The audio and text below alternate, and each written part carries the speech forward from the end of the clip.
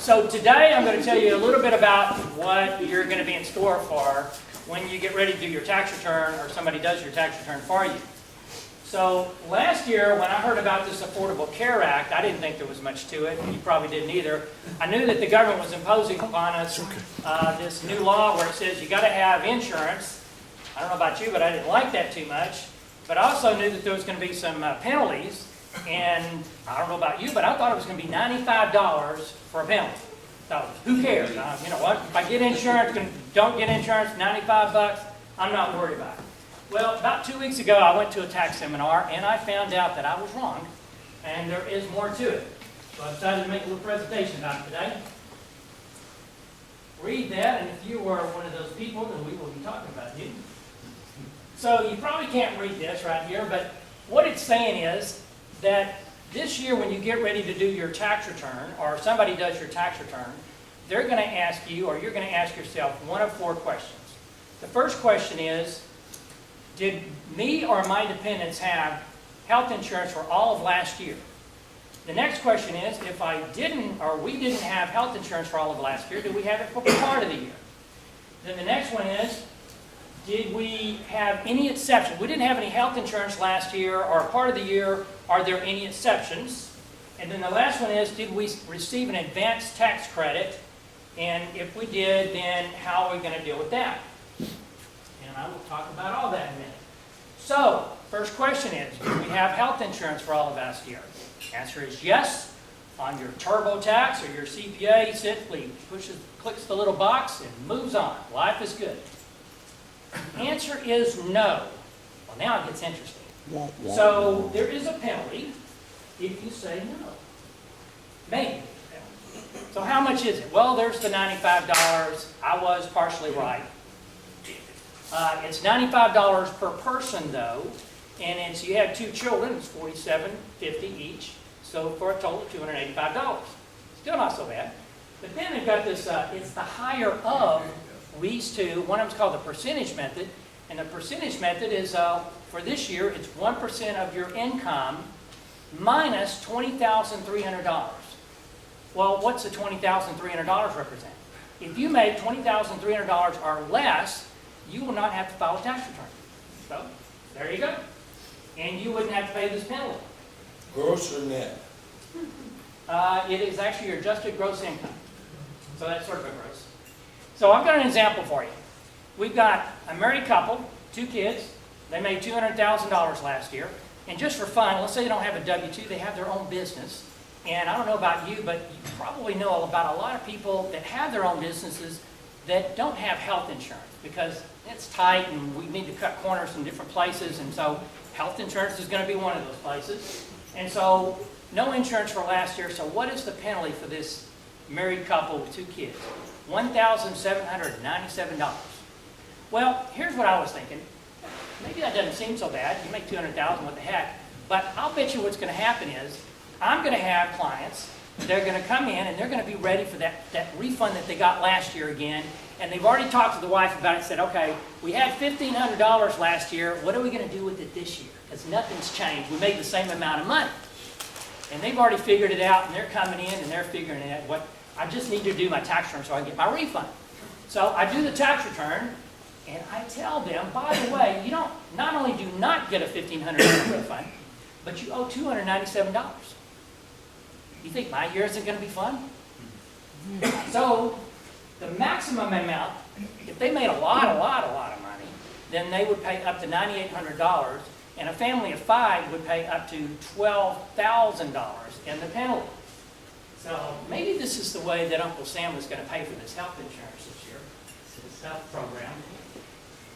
Okay, so that's 2014. How about 2015? Well, in 2015, the minimum is going to be $325 and a 2%. And then in 2016, it gets interesting. In 2016, the minimum is $695 and 2.5% of your that modified income. But what they did in 2016 is they're trying to make it equal to what you would buy a married couple or a bronze plan. So have anybody here actually gone on the site last year and bought any insurance? The bronze plan, any of that stuff? You know, I don't know, they got bronze and probably gold and silver. Bronze, Gold, silver. Okay, well anyhow, so this is the bronze plan. So in 2016, the penalty is going to equal the health insurance premiums.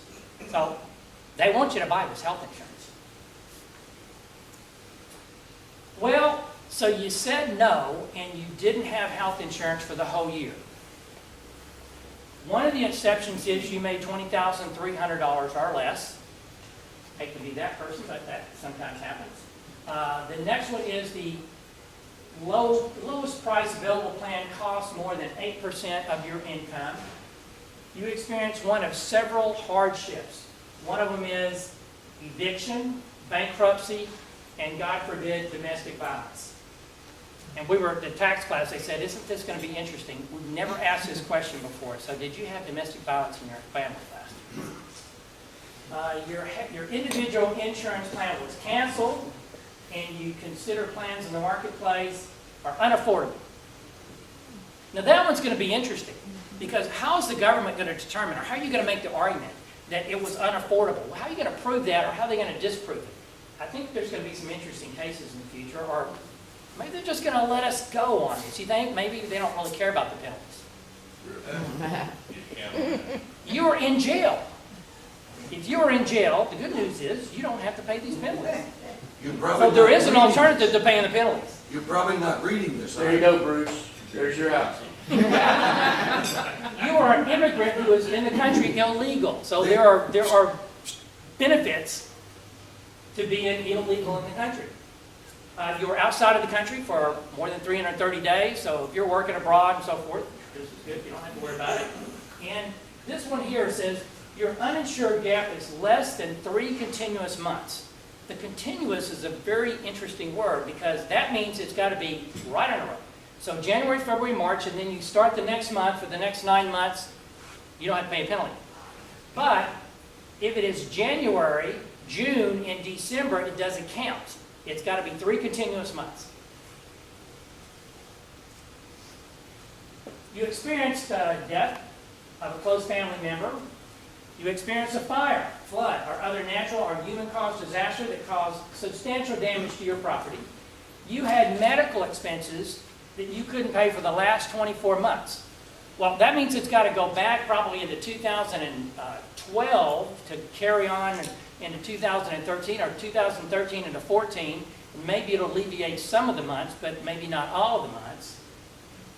You experience unexpected increases in necessary expenses due to caring for an ill, disabled, or aging family member.